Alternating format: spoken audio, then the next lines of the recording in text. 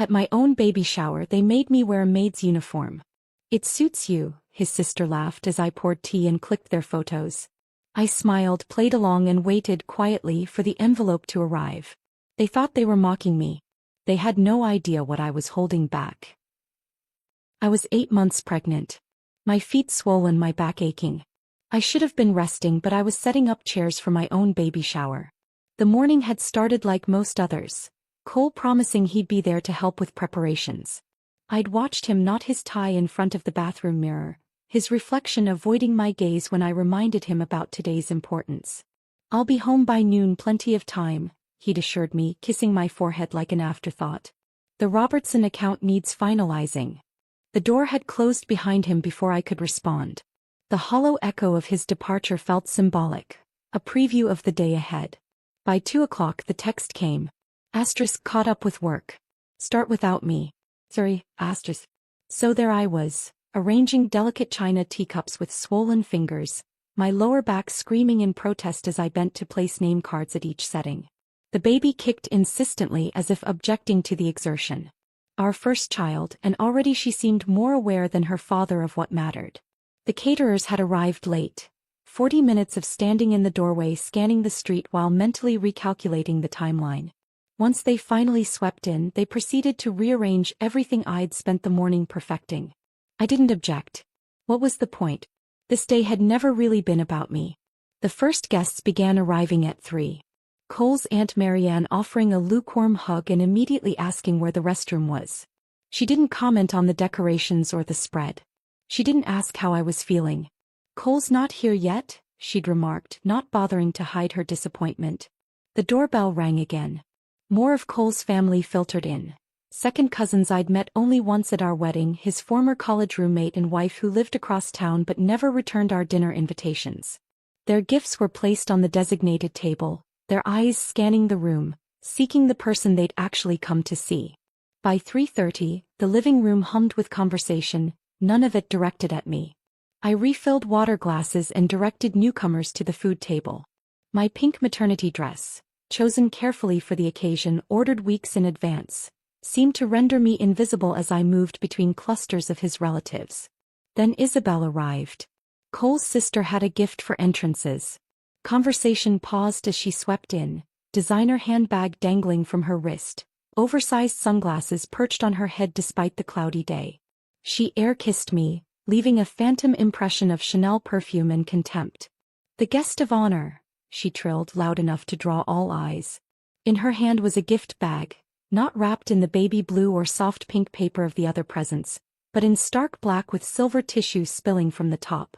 "You'll love it," she smirked, pressing it into my hands. "Open it now." Something in her tone made my stomach tighten. We'd never gotten along, Isabel and I. From the moment Cole had introduced us 3 years ago, she'd made it clear I wasn't what she'd envisioned for her brother. Too ordinary. Too practical. Everything she wasn't. With 20 pairs of eyes on me, I reached into the bag. My fingers closed around fabric, synthetic and stiff. I pulled it out slowly, the black and white material unfurling like a flag of surrender. A maid's uniform, complete with frilly apron and headpiece. The room went silent for one merciful moment before Isabel broke it. "It's just a laugh," she said loud enough for everyone to hear. Her eyes glittered with malice disguised as humor. "You're always so domestic." Someone, Cole's cousin Rachel I think, added from across the room, "It suits her. She's always cleaning up after us anyway." Polite titters rippled through the gathering. I didn't flinch. Didn't allow my face to betray the humiliation crawling up my throat like bile. That I smiled. A practiced, perfect smile that never reached my eyes. "How thoughtful," I said, my voice steady. "Should I try it on?" Isabel's momentary surprise was worth the words I'd forced past my lips. She'd expected tears perhaps. Or awkward embarrassment. Not compliance. "Well, that would be fun, wouldn't it?" she recovered quickly, looking around for support. Nods and murmurs of agreement followed. I excused myself and took the uniform into the bathroom. Locked the door. Stared at my reflection in the mirror. Cheeks flushed, eyes too bright. My hands trembled as I unbuttoned my carefully chosen dress, my stomach twisting with an emotion deeper than anger. The uniform was slightly too small, of course. The zipper strained across my pregnant belly. The hem rode up above my knees. I looked ridiculous, a caricature of servitude and impending motherhood combined. The baby kicked again, harder this time. I know, I whispered, placing my palm against the taut skin. This isn't who we are. When I emerged, there was a collective intake of breath, followed by laughter. Someone took a picture, the flash momentarily blinding me. Cole's mother pressed her lips together in what might have been disapproval, but she said nothing. "You're such a good sport," they cooed, raising wine glasses while I poured tea into their cups. I moved among them in that demeaning costume, taking their photographs when asked, cutting the cake they didn't help serve, collecting discarded napkins and empty plates. No one offered help. Not a single person stood to assist the 8 months pregnant woman in a mockery of a uniform. Not Cole, who'd finally arrived halfway through, offering vague apologies and accepting a beer from his father. Not his mother, who'd raised 4 children but couldn't seem to remember the discomfort of late pregnancy. Certainly not Isabel, who watched it all with thinly veiled satisfaction. My baby kicked relentlessly now, as if to say, "You don't belong here." As if she already understood what had taken me too long to see. But I stayed calm. Serene even. Because beneath the humiliation was a strange sense of clarity. A confirmation of what I'd suspected for months. That to them I was and would always be an outsider. Useful but not valued. Present but not seen. They thought today was the punchline of a long-running joke at my expense. They had no idea. A courier was scheduled to arrive the next day with a packet of documents they'd never expect. The carefully orchestrated result of months of quiet work. Of listening when they thought I wasn't. Of leveraging what they'd overlooked. Let them laugh today. Let them enjoy their little power play. I was the one writing the final punchline. And tomorrow the joke wouldn't be on me. The last guest left just after 7, carrying a monogrammed favor bag I'd assembled at dawn. I closed the door behind them, leaning against it for a moment, still wearing that ridiculous uniform. The silence felt like a blessing after hours of forced smiles and strategic invisibility. I should have changed immediately. Should have torn off the costume and reclaimed my dignity. But exhaustion had settled into my bones. And the baby was restless, pressing against my ribs as if searching for space in a world that hadn't made room for either of us. Through the hallway I could hear them still lounging in the living room. Isabel, Cole's mother Patricia, his cousin Rachel, and 2 of his aunts. They'd stayed behind ostensibly to help clean up, though not one of them had lifted a finger. Cole was with them, his laughter occasionally rising above their chatter. I began collecting dessert plates from the dining room, stacking them quietly, my body on autopilot. They didn't realize I was still here, just one room away, the open archway between dining room and hallway carrying their voices to me with perfect clarity. She really wore it. Isabel's voice held that familiar note of superiority. The whole time. She doesn't even realize she is the help. I froze, plate suspended mid-air. Cole's stuck now, Patricia sighed, ice cubes clinking in what I knew would be her 3rd gin and tonic. Well, at least the kid will be cute.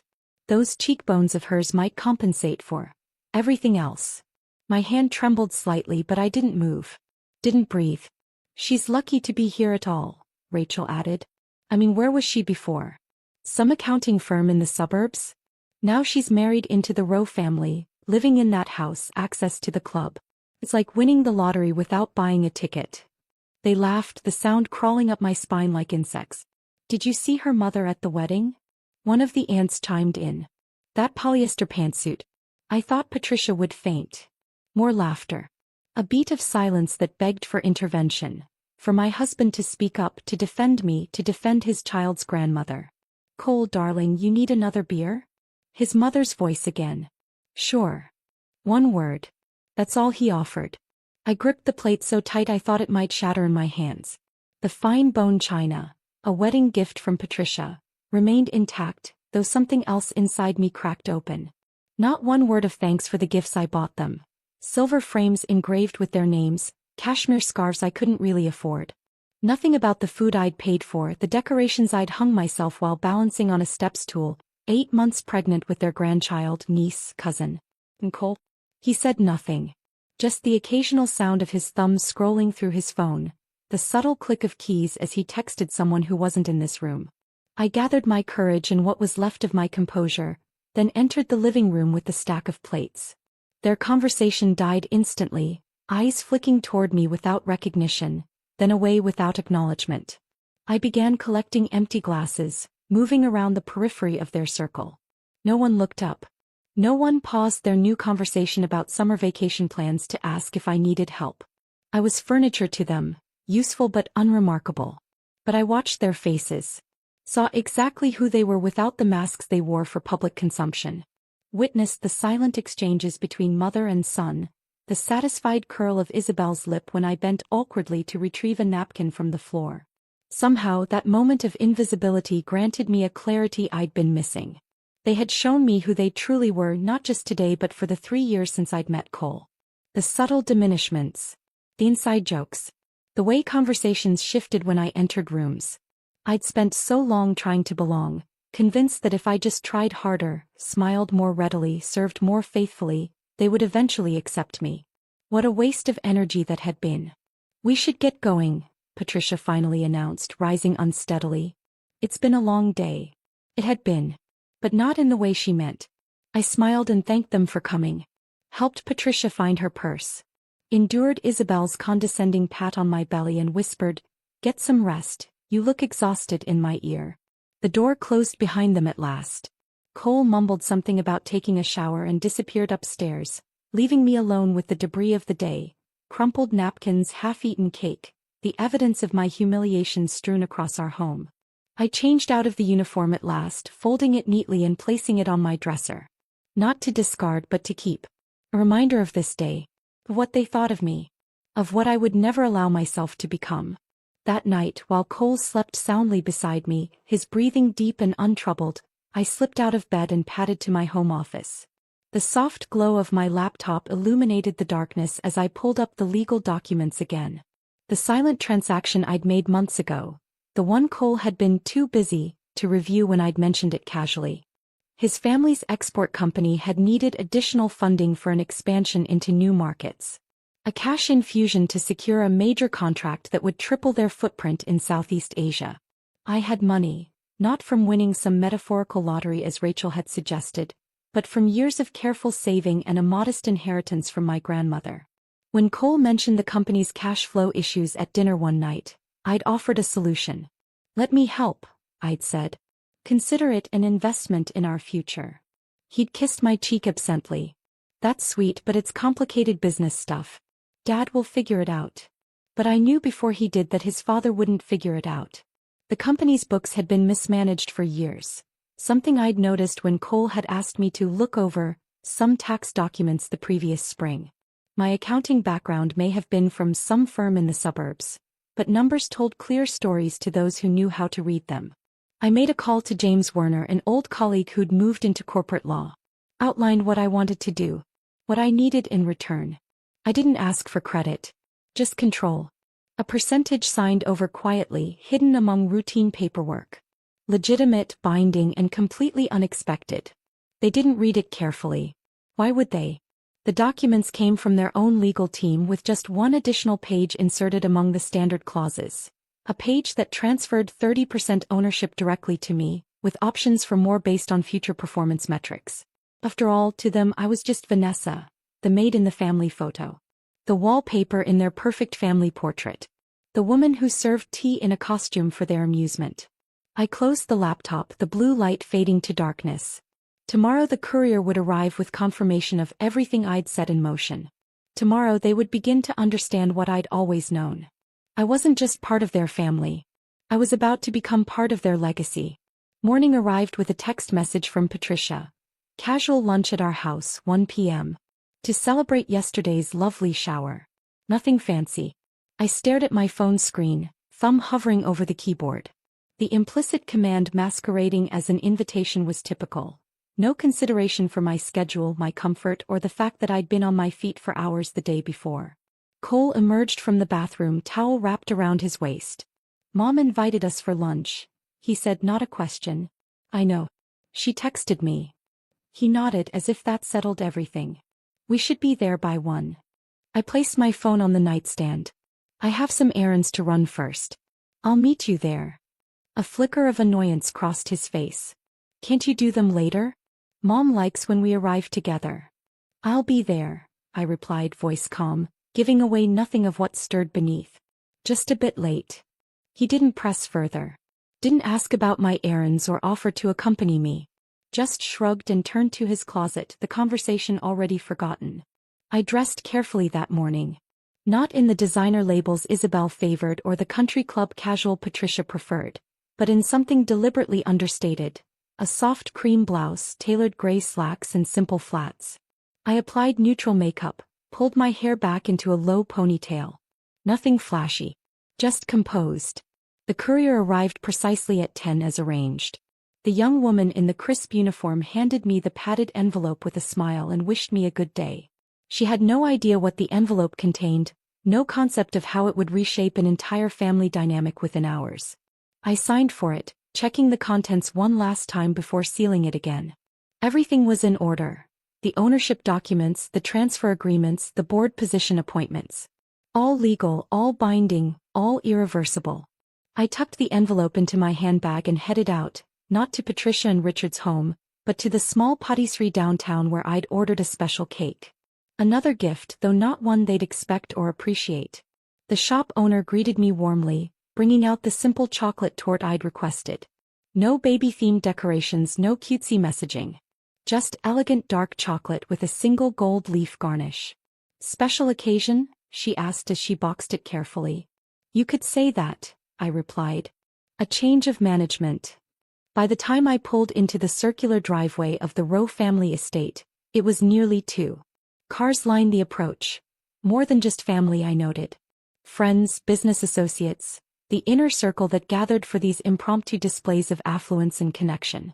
I took a deep breath before exiting my car, centering myself. The baby kicked, a reassuring pressure against my ribs. Ready? I whispered, resting my hand on my belly. The answering flutter felt like affirmation. Approaching the grand entrance with cake box in one hand and purse in the other, I rang the bell instead of using my key. A subtle declaration that I was no longer simply walking into their domain on their terms. The housekeeper answered, surprise flickering across her face. Mrs. Rowe. They're all in the garden. Should I take the cake? No thank you, Maria. I'll bring it through. I moved through the house I'd visited hundreds of times in the 3 years since meeting Cole, past the formal dining room where I'd endured countless stilted family dinners, through the sunroom where Isabel had once accidentally spilled red wine on my white dress just before family photos. Voices and laughter drifted in from the flagstone patio. Through the French doors, I could see them all lounging in the spring sunshine, Isabel holding court in a flowing sundress, Patricia refilling wine glasses, Cole engaged in conversation with his father and 2 men I recognized as board members of Rowe Exports. I paused, observing them unnoticed for a moment. They looked so comfortable in their entitlement, so secure in their positions. That would change in approximately 10 minutes. The sealed envelope was already on the gift table by the patio doors, placed there earlier by Maria at my request. Neatly labeled with the Rowe Exports logo and the word confidential, in discreet lettering. I pushed open the door. The conversation didn't immediately stop this time. A few heads turned, casual acknowledgments, nothing more. I set the cake box on the refreshment table and moved toward Cole, who offered a perfunctory kiss on the cheek. You missed the appetizers, he murmured as if this were my greatest concern. I brought dessert, I replied, gesturing toward the box. Isabel approached, champagne flute in hand. Vanessa, finally. We were beginning to think you were too tired from all that serving yesterday. She laughed, glancing around to ensure her audience appreciated the reference. I smiled. Not at all. I had important business to attend to. Business? She raised a perfectly shaped eyebrow. How mysterious. Patricia joined us, martini in hand despite the early hour. Darling, you look exhausted.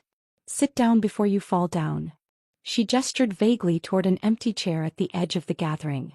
Actually, I said, I brought something I think everyone should see first. I moved toward the gift table, aware of eyes tracking my movement. Isabel followed, curiosity piqued. Another gift. Vanessa, you're too much. She reached for the envelope, laughing. Vanessa's probably written us another thank you note. She's always so proper. I remained silent as she broke the seal and extracted the documents, her expression shifting from amusement to confusion. She flipped through the pages, brow furrowing. This isn't a card, she said, voice faltering. It's legal documents? The change in her tone drew attention. Cole walked over, extending his hand. Let me see that. He took the papers, scanning them with increasing disbelief. His eyes widened, jaw tightening. This says Vanessa has controlling interest in Roe Exports now. The buzz of conversation died. Everyone turned to me. I nodded, meeting their stares with calm certainty. Yes. When the company needed funding last year, I used part of my inheritance to cover the shipment gap. In return, I asked for equity. It was signed. Notarized. Richard Roe, Cole's father, pushed to his feet, face flushing. You. I followed the rules, I said, cutting him off. And your lawyer. He approved it all. The silence that followed was exquisite, thick with shock and dawning comprehension. Patricia's martini glass trembled slightly in her grip. One of the board members began flipping frantically through the document pages. Isabel looked like she might be sick, her carefully maintained composure cracking. This can't be legal. Cole, tell her this isn't legal. But Cole said nothing, staring at me like he'd never really seen me before. He hadn't. The timing of this announcement isn't coincidental, I continued, my voice steady. After yesterday, I thought it appropriate to clarify my position. I gestured toward the refreshment table. I brought cake. Chocolate, not vanilla. Change can be bitter at first, but I find it has more depth. Patricia found her voice at last. You planned this all along. Used Cole to get to the company. I laughed softly. No, Patricia. I married Cole because I loved him. This came later, when I realized what his family thought of me. I placed my hand protectively over my belly. What they might someday think of my child. We can challenge this, Richard began. You can try, I conceded. But your lawyer, your family friend for 30 years, helped draft these documents. He explained the situation to me quite clearly when I approached him. The company was overextended, the Malaysian contract would fall through without immediate capital, and the banks had declined further credit. I provided the solution no one else could. I moved to the cake box, opening it with deliberate care. So yes, I'll continue serving. I lifted the cake, carried it to the center table. From the head of the table. Cole stared at me, something unreadable shifting in his expression. Not quite anger, not quite respect. Confusion, perhaps, at discovering the woman he'd married wasn't who he'd thought she was. But then he wasn't who I'd thought he was either. They all watched in stunned silence as I cut the first slice of cake and placed it on a plate. Who would like to be served first? I asked. They all thought I was playing dress-up. But I'd come dressed for business. No one touched the cake that day. They dispersed like scattered birds, mumbling excuses about prior engagements and early mornings ahead. I ate a single slice alone at the patio table, savoring each bite while Patricia instructed Maria to wrap the rest for later. It was never served again. The drive home with Cole was silent, a vacuum of unspoken accusations filling the space between us. He gripped the steering wheel so tightly his knuckles blanched white, jaw working as if chewing through responses and discarding them one by one. Were you ever going to tell me? He finally asked as we pulled into our driveway. I considered the question. Would you have listened if I had? He had no answer for that. Within days the tone changed at Roe Exports. The corner office that had belonged to Richard for 30 years now held a nameplate reading Vanessa Roe, Executive Director. The title had been my lawyer's suggestion. Less antagonistic than so he'd advised but clear in its authority. Meetings started without Cole, who found himself increasingly sidelined. Not by my directive but by his own retreat. He'd begun arriving late, leaving early, contributing little when present.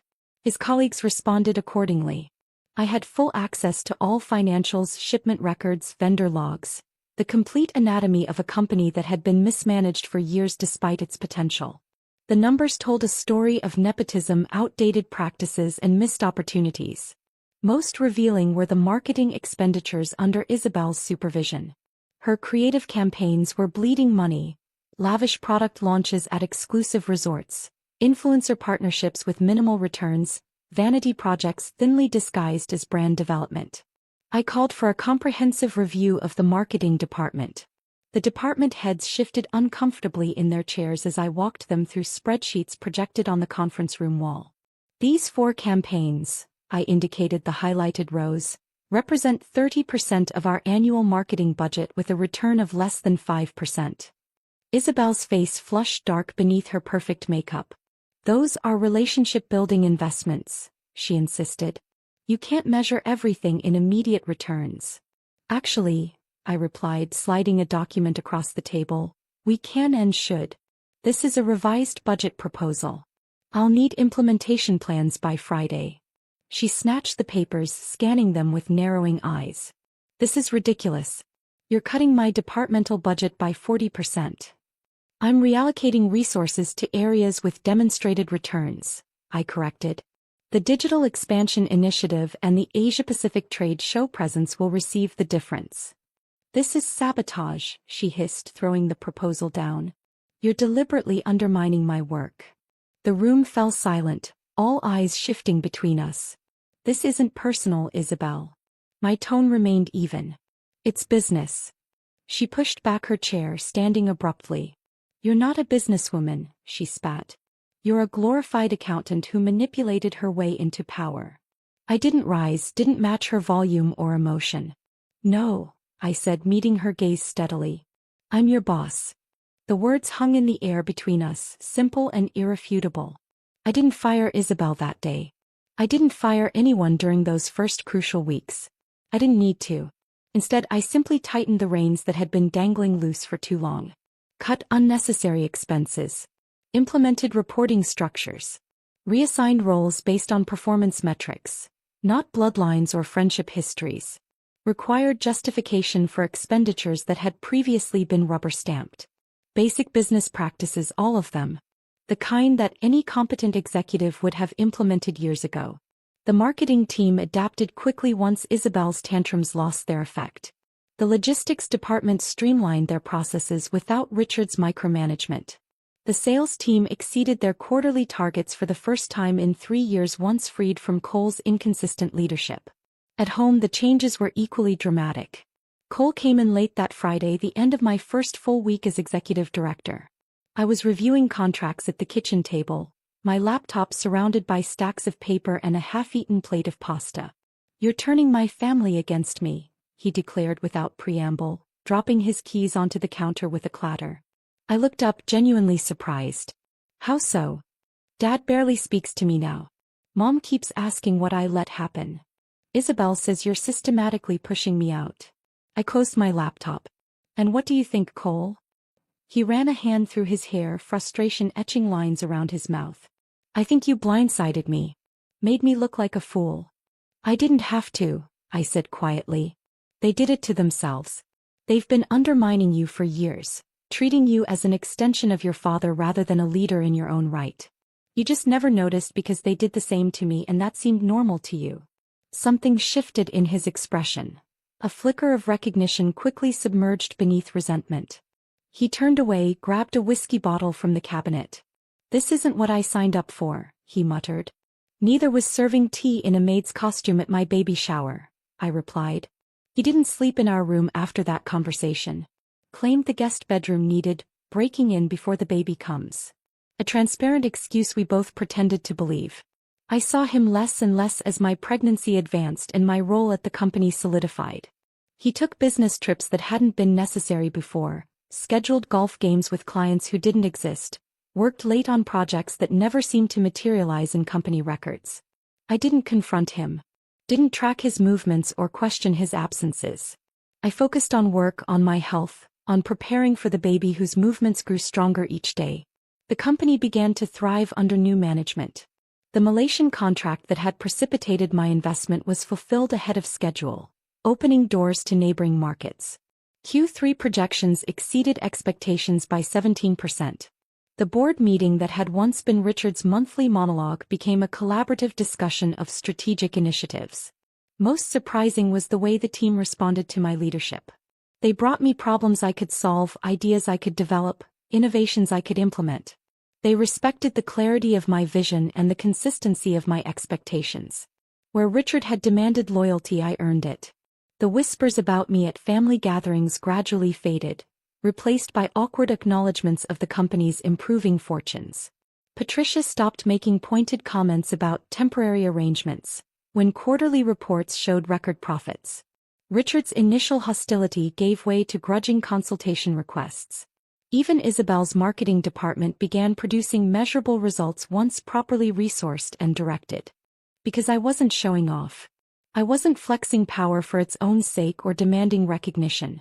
I was showing results. Implementing systems that worked.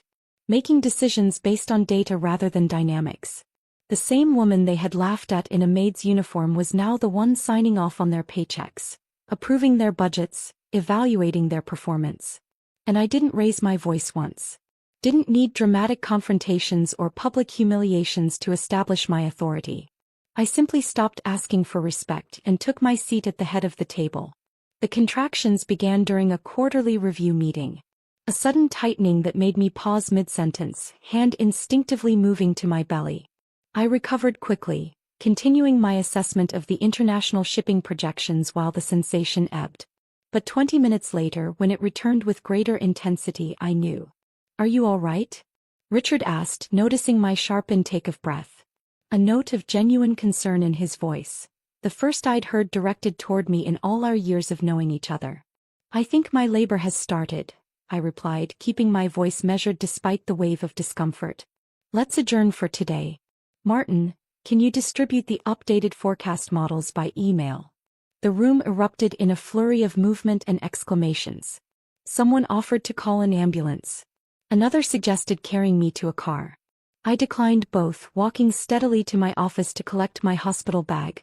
Packed weeks ago, always ready. My assistant Claire insisted on driving me. "I'll call Cole," she said, helping me into her car. I nodded, breathing through another contraction. "Tell him to meet us at Memorial Hospital. Dr. Winters is my obstetrician." Cole didn't answer her first 3 calls. When he finally picked up, I could hear his voice through the speaker, distorted but dismissive. "I'm in the middle of something. Can it wait?" "Your wife is in labor," Claire replied bluntly. "Pause. Right now. But she's not due for another week." "Babies don't follow schedules," I remarked dryly between breaths. "I'm stuck at this client meeting in Westport," he said. "I can't just leave. I'll be there as soon as I can, okay?" The call ended before I could respond. Claire glanced at me, concern and indignation warring on her face. "Should I call someone else for you? Your mother, maybe?" I shook my head. My mother lived 3 states away, battling her own health issues. We'd agreed months ago that she wouldn't try to make it for the birth. "I'll be fine on my own." The contractions intensified as we arrived at the hospital. By the time I was settled in the delivery room, they were coming every 4 minutes. The nurses moved efficiently around me, checking monitors, adjusting equipment, offering encouragement. My phone buzzed on the side table. Isabel's name appeared on the screen with a text. "Let us know when she's here." I didn't reply. Didn't have the energy or inclination to engage with performative interest now. Instead, I surrendered to the rhythm of my body, the ancient knowledge awakening in my cells. Time compressed and expanded. The pain reached crescendos I hadn't imagined possible, then receded enough to let me gather strength for the next wave. The medical team guided me with calm professionalism, their voices anchoring me when I felt adrift in sensation. "You're doing beautifully," my doctor assured me. "The baby's heart rate is perfect. You're almost there." No one held my hand. No one mopped my brow or whispered words of comfort in my ear. But in that absence I found a strange kind of peace. A recognition that I was doing this on my own terms without pretense or obligation. Just as I'd been running the company. Just as I'd been preparing for motherhood.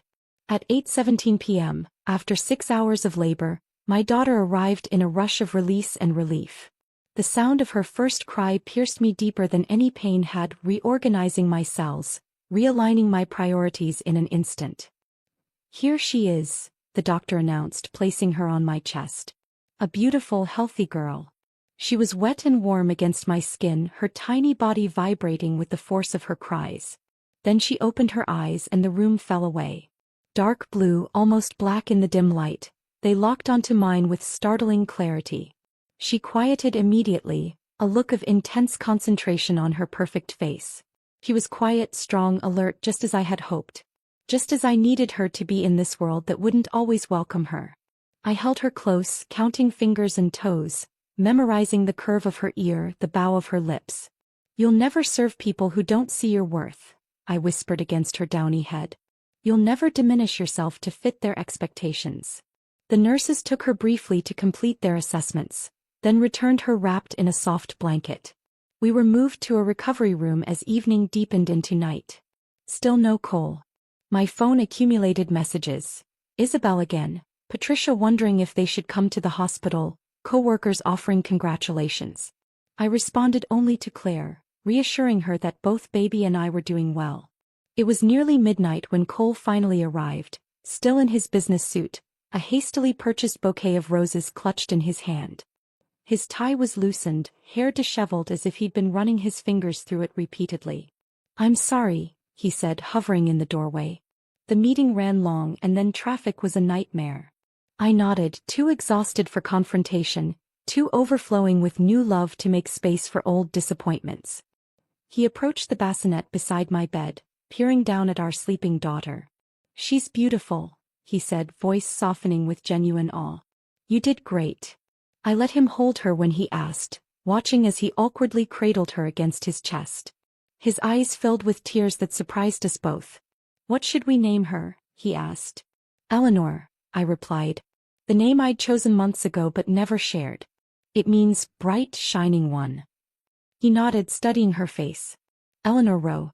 It's perfect." I didn't correct him, didn't add the middle name, Grace, my grandmother's name, that would appear on her birth certificate. I didn't look at him as he gently rocked our daughter, didn't acknowledge the sudden tenderness that seemed to transform him. Because it was too late for such transformations. Too late for the partnership we might have shared, the family we might have been. The night nurse came in with a clipboard. "I need your visitor list," she explained. "Who's allowed to see mom and baby?" I provided her with 3 names. Claire, my friend Jenna, my cousin Michael. "What about family?" she asked. "I understand baby's grandmother and aunt are in the waiting room." I stilled. "They're here? Now?" Cole nodded. "I called them on my way over." "They can't come in," I said firmly. "No Isabel. No Cole's mother. No extended family." The nurse glanced between us, sensing the tension. "But they're waiting outside," she said. "They've been here for hours." "They can wait forever," I replied, my voice quiet but resolute. "I don't want them here." Cole's expression hardened. "Vanessa, that's not fair. They just want to meet their granddaughter, their niece." I wasn't being cruel. I was being clear. They didn't celebrate my pregnancy, they mocked it. They didn't lift me when I needed support, they laughed at me. And now they don't get to witness my joy or claim connection to my daughter when it's convenient. "Our daughter," Cole corrected. "Yes," I agreed. "And as her mother, I get to decide who holds her when she's less than 6 hours old." He left without another word, presumably to deliver the news to his waiting family. I didn't ask what they said, how they reacted. For once, their opinions, their feelings, their expectations meant nothing compared to the perfect weight of Eleanor in my arms. The next morning, I sent them each a thank you card that I'd prepared weeks earlier. Inside was a photo, not of the baby they so desperately wanted to claim, but of the framed maid's uniform now hanging in my office. No message, no explanation needed. They'd understand. Message received. Eleanor turned 1 in the spring. We celebrated with a small gathering at our house. My house now, technically. No elaborate party, no designer cake, no social media spectacle. Just a sunny afternoon in the garden with people who genuinely cared about us. Cole attended, arriving exactly at the time specified on the invitation, bearing an extravagant dollhouse his mother had helped select. He played the role of devoted father for precisely 2 hours, then excused himself for a quick call that everyone understood would not be quick at all. "Vanessa," he said before leaving, pulling me aside in the kitchen. "Mom and Dad are asking when they can see Eleanor again. It's been 3 weeks." I continued slicing strawberries for the dessert platter. "They're welcome to join your regular Saturday visits anytime. You know that. But not alone. Not without me present." A note of frustration etched his voice. I set down the knife, meeting his gaze directly. "That's correct." He ran a hand through his hair, a gesture that once made my heart flutter, now just a familiar signal of impending complaint. "This isn't sustainable. They're her grandparents." "Yes," I agreed. And they'll treat her with respect or they won't see her. It's quite simple. Later that week I overheard Patricia at a charity function, voice pitched to carry across the ladies' room. Vanessa turned cold after having the baby. Postpartum does terrible things to some women.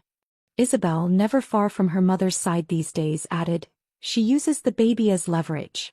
Won't let them have a relationship with their own granddaughter unless it's on her terms. Poor Cole, sighed a third voice I didn't recognize. Trapped between his child and his family.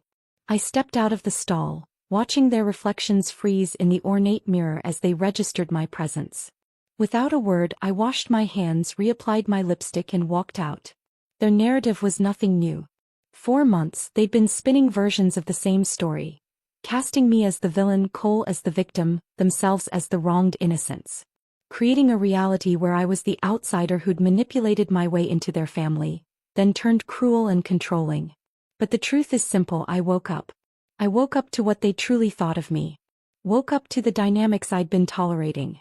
Woke up to the reality that no amount of accommodation or effort would ever make me one of them. And more importantly, that I no longer wanted to be. I no longer needed approval from people who offered only mockery disguised as inclusion. No longer measured my worth against their arbitrary standards. No longer contorted myself to fit the narrow role they'd assigned me. Instead, I built something real. Created solid policies that transformed Roe exports from a family fiefdom into a modern, competitive business. Negotiated contracts that expanded our markets across 3 continents. Implemented management systems that increased efficiency while reducing employee turnover. The company became profitable again, not marginally but substantially. The board that had once viewed me with suspicion now sought my input on long-term strategy. Industry publications that had never mentioned Roe exports began featuring our innovative approaches to supply chain management and international logistics. Most importantly, I raised a daughter who would never serve tea in a costume for laughs. Would never smile through humiliation to keep peace. Would never measure her worth through others' approval. Eleanor grew into a spirited, confident toddler with my analytical mind and Cole's easy charm. The best of both of us, but somehow entirely her own person. She approached the world with a curiosity untainted by insecurity, unfolding into herself with a certainty I envied and protected fiercely. I left Cole eventually.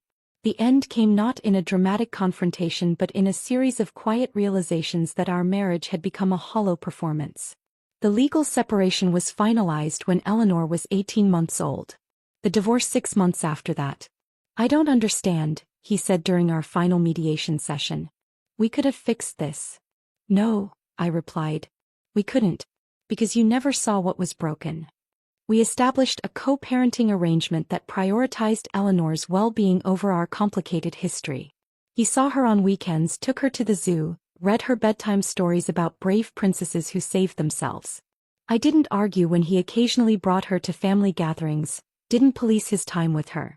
Eleanor returned from these visits with stories about Grandma's big house and Auntie Belle's funny dogs, but never with the diminished spirit I'd once feared.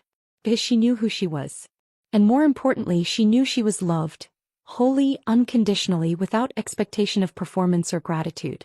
Isabel's trajectory followed a different path. After a particularly disastrous quarter for her marketing department, the board, acting on my recommendation, eliminated her position entirely, redistributing her responsibilities among more qualified team members. She landed at a competing firm, though landed suggests more grace than her lateral move to a junior position actually involved. We encountered each other occasionally at industry events. Her smile tightened when she saw me, her handshake just slightly too firm. I returned both with professional courtesy, never acknowledging the history between us unless directly referenced. And people did reference it. Colleagues who'd heard rumors. New employees curious about the framed maid's uniform hanging in my office. They'd ask if the stories were true, if I'd really worn it, if I kept it as some kind of trophy. I would smile. Of course I did. Because that uniform, ridiculous as it was, represented a turning point. It hung now in my home office, positioned deliberately beside my first CEO award from the International Trade Association. Not out of spite or lingering resentment. Not as a reminder of humiliation or anger. But as a testament to transformation. They thought they stripped me of dignity that day. Thought they put me in my place, defined my worth, established the hierarchy that would govern our relationship forever. But in reality they handed me the key to everything I now possessed: clarity, purpose, resolve. The costume they meant as mockery became the catalyst for my reinvention, the moment when pretense fell away and truth emerged. All I had to do was recognize the opportunity hidden within the insult. All I had to do was stop playing a role that diminished me. All I had to do was claim the power that had always been mine. Put down the tray. And pick up the pen. The pen that signed contracts and approved budgets. The pen that drafted policies and wrote performance reviews. The pen that eventually signed divorce papers and custody agreements. The pen that wrote a new story, not just for me but for my daughter. A story where tea is served only by choice, never by obligation. Where costumes are for play, never for mockery. Where worth isn't determined by others' perceptions but by internal compass. Where the final punchline belongs to those who refuse to remain the joke. If this story of sweet revenge had you on the edge of your seat, smash that like button right now. My favorite part was when Vanessa revealed her controlling interest in the family business, turning their celebration cold with those legal documents. What was your favorite moment? Drop it in the comments below. If you enjoyed Vanessa's journey from wearing a maid's uniform to taking her seat at the head of the table, make sure to subscribe and hit that notification bell. I share new revenge stories every week where the underestimated always get the last laugh.